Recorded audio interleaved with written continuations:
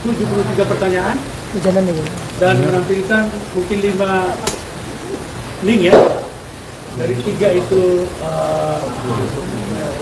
akun X dan 2 lagi video. Nanti dijelaskan oleh rekan kami Jimmy untuk menjelaskan ini. Artinya rekan-rekan yang mau saya sampaikan adalah bahwa klien kami Rizwan ini sangat kooperatif.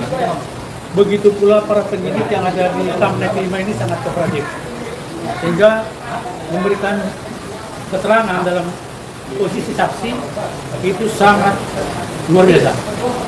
Nah, oleh sebab itu, kenapa kita lakukan itu? Kita juga, ya khususnya klien-klien kami ini, 10 orang ini, ya khususnya Rizwan ini mau juga penegakan hukum dalam urusan ini jadi terang benderang. Jadi tidak ada yang mendukung-dukung, tidak ada yang dimanipulasi, tidak ada yang dihindar-hindari untuk penegakan hukum. Nah, saat ini posisi klien kami adalah dikategorikan sebagai peneliti yang puncaknya adalah pada buku Jokowi's White Paper dan buku tambahannya seperti ini. Nah, ini tentu kita sangat hargai dan ini kita harus pertahankan terus bahwa pemanggilan ini tidak seolah-olah menyentuh atau melanggar pasal 310, 311 sesuai dengan aduan yang mengadukan perkara itu ke Polda Metro Jaya. Jadi kita mau memberikan pelajaran dari hal itu. Timbullah satu buku Jokowi's White Paper dan tambahannya adalah seperti ini. Nah, untuk itu, itulah mainstream, itulah pokok utama dari pemeriksaan atau BAP yang dilakukan oleh penyidik kepada klien kami, khususnya klien Rizwan Kasiholan Sianipar. Nah, untuk jelasnya barangkali kita ganti posisi, silakan Jimmy yang tadi secara detail silakan. Terima kasih.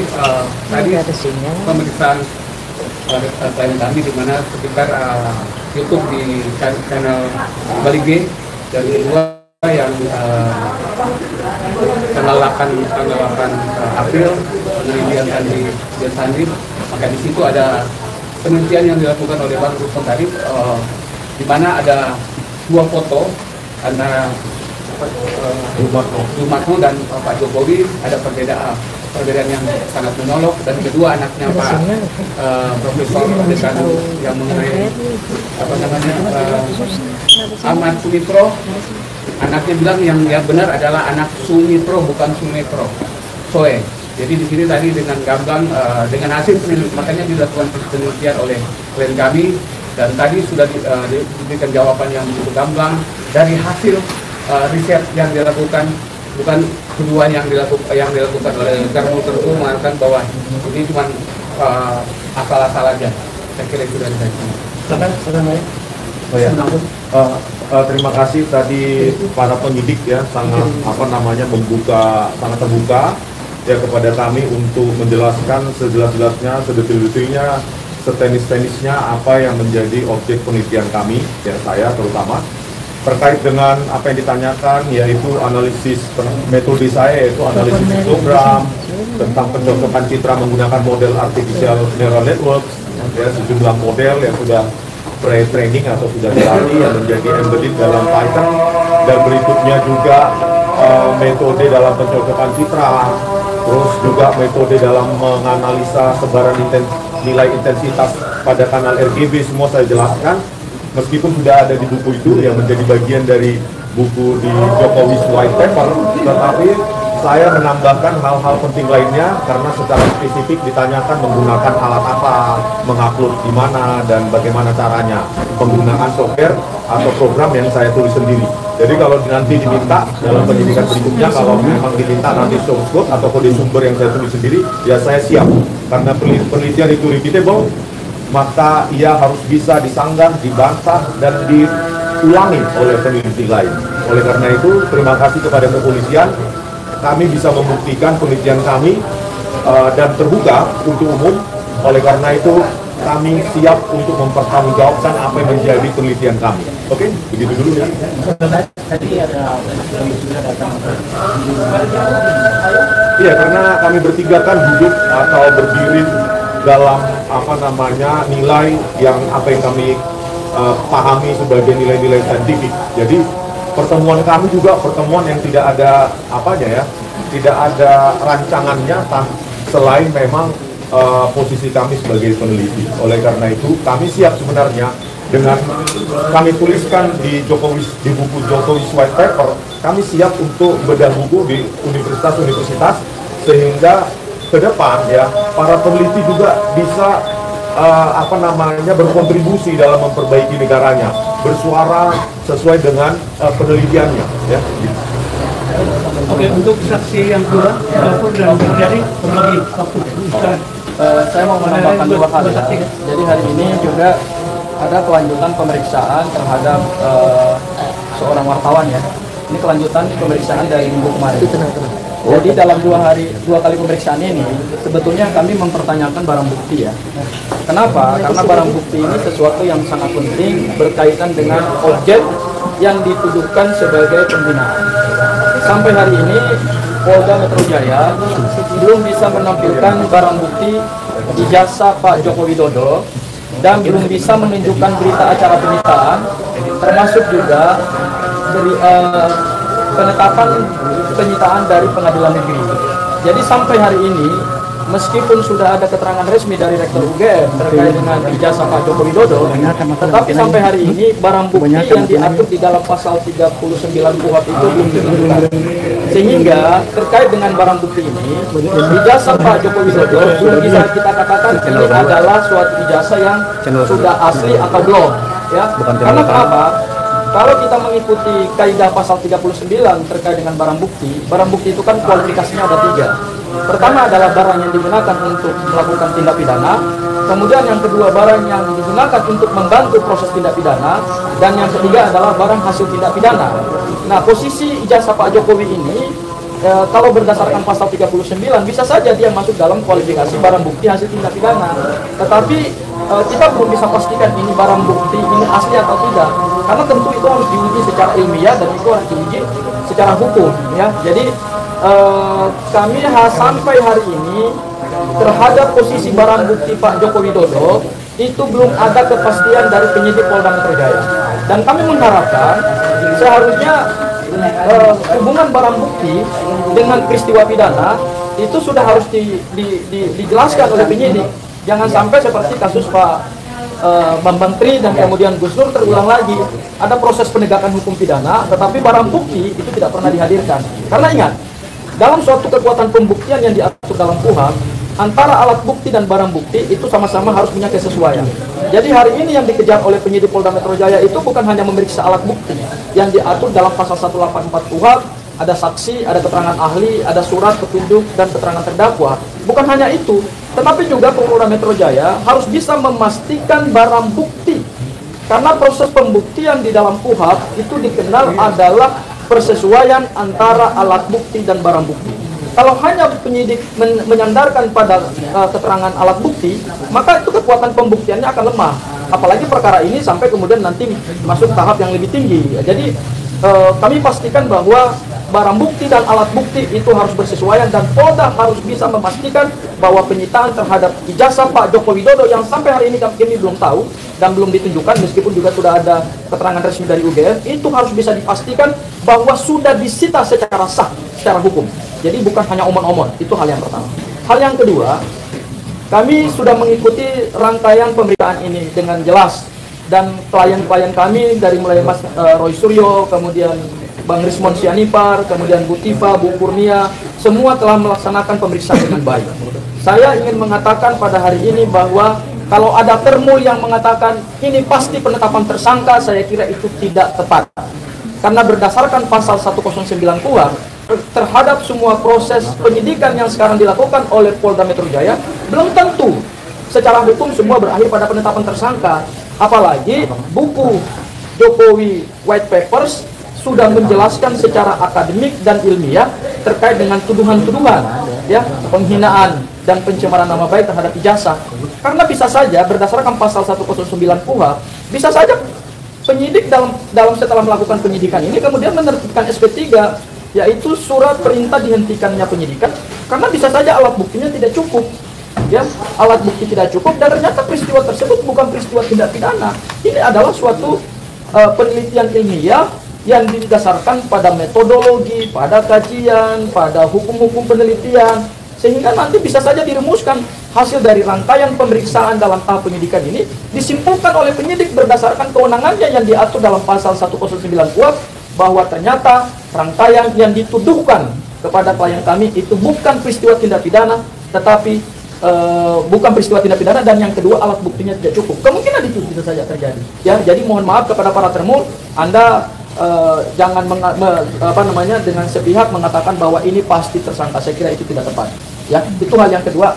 Mungkin yang berikutnya ada yang kan ada saksi. Ya. Sedikit banyaknya. Dari Bang Iya. Hari ini cuma 2 maju Bang. Maju. Terima kasih teman-teman. Hari ini pemeriksaan kedua dari lanjutan yang sebelumnya itu hari Jumat. Di hari Jumat itu saya sudah menyelesaikan 52 pertanyaan. Jadi di hari ini langsung masuk ke poin nomor 53 pertanyaan sampai total itu 71. Jadi bisa disimpulkan hari ini saya hanya menyelesaikan 19 pertanyaan.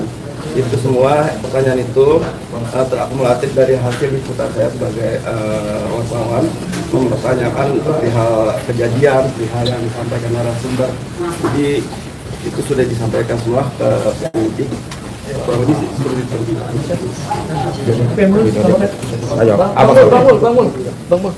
Oke, saya closing aja ya.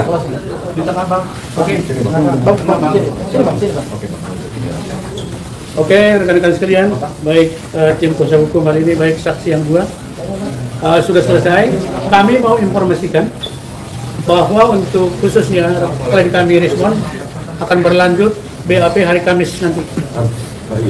Hari Kamis pukul 11. Kenapa? Bukan berarti karena itu panggilan kedua atau ketiga, bukan gitu.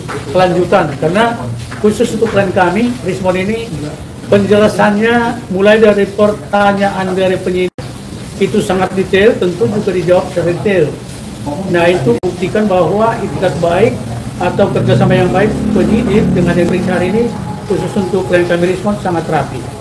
Oleh sebab itu dibutuhkan waktu yang kemudian, karena pengertiannya adalah pengalaman BAP sebelumnya pada saksi saya yang lain itu sampai dengan melebihi tengah malam, bahkan sampai dini hari. Nah, penyidik dalam hal ini mengerti sekarang harus lebih manusiawi. Oleh sebab itu kepada kita semua rekan-rekan, baik yang khususnya klien kami respon dan kuasa hukum Jimmy, Tuapur, Mulyadi dan Pak Samsir, terima kasih ya sudah berlelah, tapi inilah perjuangan penegakan hukum termasuk. Mudah-mudahan hasilnya akan seperti itikat baiknya klien kami dan yang lain juga mendapatkan hal yang baik. Saya kira itu kawan-kawan ya. Sekarang kami ucapkan juga terima kasih atas kesediaan ada satu-satu. Bang, ya. berarti 75 pertanyaan tadi dari penyidik belum tuntas berarti Bang? Belum, hari ini tambahannya 73. Oh, 73. Kalau yang kemarin kan 49 total, berarti sekarang jadi 122. Dan akan dilanjutkan Kamis. Akan dilanjutkan. Tadi kami tanyakan, ya kurang lebih mungkin 20 sampai 30 pertanyaan lagi untuk 3 link yang tersisa. Jangan lupa 3 link lagi yang tersisa, video itu ataupun akun X itu. Pokoknya 3 lah. Saya kira sudah hal yang baik ya. Memang klien kami respon ini yang paling lama nih, karena dia bukan membedakan sama yang lain. Dia sangat detail. Dia mau, karena adalah peneliti. Jadi ciri khas peneliti itu nggak boleh tanggung-tanggung, nggak boleh lompat-lompat. Harus detail dan harus mengungkapkan semua. Ya, saya pikir begitu, rekan-rekan sekalian. Oke, Bang, sedikit Bang, mungkin ini kan sudah masuk tahap penyidikan nih Bang. Khawatir nggak Bang akan ada kenaikan status Bang Rismon atau Bang Troy jadi tersangka Bang? Rekanku, kami dari penegak hukum ya, di acara apapun tidak ada kita langsung melangkah ke arah pertanyaan Anda. Kita ikutin aja prosedur demi prosedur, langkah demi langkah. Kami tidak pernah berkata dari bibir kami klien kami ini akan menjadi apa-apa gitu. Sekarang tahap penyidikan, BAP penyidikan, saksi, statusnya masih saksi, kita ikutin proses selanjutnya. Jadi kami tidak mau melangkah ya, karena kadang-kadang ucapan kita itu menjadi hukum juga bagi kita. Kami tidak mau seperti itu. Kalau orang lain silakan aja menjadi tidak seperti itu, tapi kami tidak mau mendahului proses hukum. Kami pengacara ini adalah penegak hukum. Ada lagi? Saya? Hampir sebelah katanya mau menunjukkan ijazah ketika nanti ada kesalahan di bawah penilaian bagaimana Pak? Ya, saya dengar juga dari beberapa informasi ya, baik di media-media manapun itu. Ya, terimalah, kebetulan itu adalah dari arena saya di salah satu yang sipik. Lawan saya berbicara mengatakan bahwa nanti yang namanya ijazah asli dan yang sudah disita lagi ini akan ditunjukkan jika sudah naik jadi SK. Saya bilang itu tidak ada rumus itu. Dan saya juga tidak menanyakan bahwa dia akan menunjukkan itu pada saat itu. Tapi perlu kita ingat, perkara ini atau masalah ini bukan ini loh. Mulai dari kasusnya Bambang Tri sama Gus Dur, itu sudah berlalang buana di pengadilan, tidak pernah nongol itu yang disebut ijazah asli itu. Jadi kalau ada yang mengatakan nanti pada saat jadi tersangka, kami tidak mengingkari, tapi kalau itu dibual-bualkan lagi dan tersangka kalau di pengadilan dan sebagainya seperti itu, menurut kami adalah ngomong yang katakan ngomong kosong ya. Dan kita tidak mau melangkah ke situ. Kalau jujur memang seperti yang dijelaskan oleh rekan kita di Gabur, pasal 39 itu adalah pasal penyitaan bukti. Penyitaan barang bukti. Jika ada memang dengan etikat baik, penyidik sini harus kelihatan. Jangan nanti sudah ini, sudah itu. Jadi kelihatan sekarang siapa yang beretikat baik dalam penegakan ijazah palsu ini adalah klien kami menunjukkan diri setia terhadap proses yang ada. Itu jaminan. Jaminan bagi kami dari penasihat hukum, karena klien kami menunjukkan berkali-kali pun datang ke sini untuk berita acara, untuk melakukan apapun yang berhubungan dengan itu. Saya kira begitu ya. Jadi saya tidak tertarik pernyataan seperti itu. Nanti kalau tersangka dibuktikan itu alat buktinya enggak. Sekarang pun boleh sesuai dengan pasal 39 KUHP, kan begitu rekan-rekan ya. Jadi tidak perlu menunggu lagi nanti tersangka di pengadilan sudah ada. Terlalu jauh.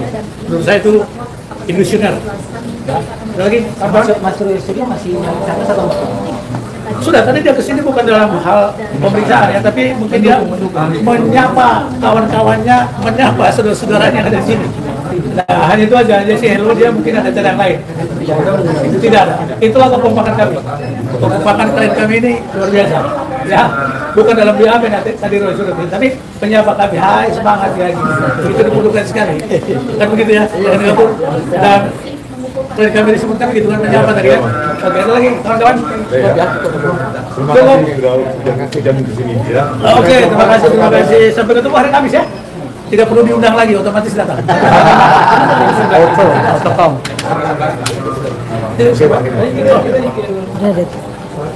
Operasi dari mana? Ya udah dipakai 109 udah dibuang.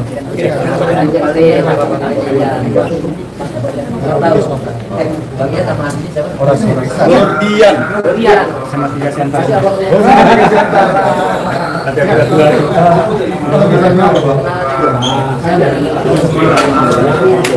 Oke Sobat Era, kita akhiri dulu live saat ini karena juga sudah maghrib ya. Jadi kita sholat maghrib dulu. Nanti insya Allah ya kalau diberi kesempatan kita akan mewawancarai Bang Damai Harimbis ya. Tadi aku ketemu dia di kantin. Dia ingin diwawancarai di LH Podcast. Oke, untuk semuanya terima kasih. Assalamualaikum warahmatullahi wabarakatuh.